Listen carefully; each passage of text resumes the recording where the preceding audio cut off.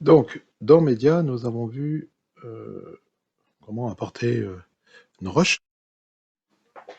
Ce qui va être important maintenant, ça va être aussi pour ceux qui peuvent mettre un deuxième écran sur leur ordinateur, portable ou non, c'est de configurer ce deuxième écran. Alors, il faut être clair que sur la version non payante, vous ne pourrez pas mettre en plein format le rendu de votre montage, mais on va pouvoir déporter quand même toute cette partie d'un côté de l'écran et la partie timeline sur un autre écran, ce qui va faire d'avoir, vous allez pouvoir avoir comme ça un espace beaucoup plus grand pour travailler et une meilleure visibilité. Donc d'abord, il faut que votre ordinateur au niveau de vos écrans soit configuré, alors attendez, je regarde ça, voilà, que là, ce soit en mode étendu, hein.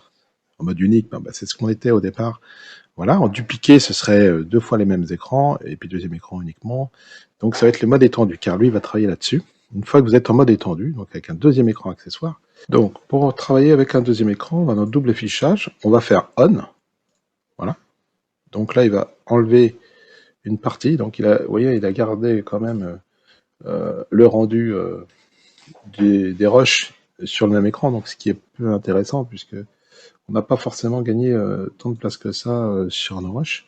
Et là, on va faire, on retourne dans espace de travail, double écran, et là, on fait timeline plein écran. Et là, donc, il va séparer la timeline du reste. Donc là, ça devient très très intéressant parce que on aura une meilleure visibilité. Et sur le deuxième écran, on va pouvoir supprimer certains index.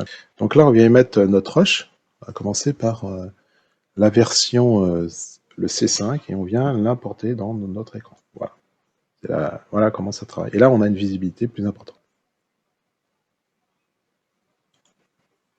Travaille en double écran.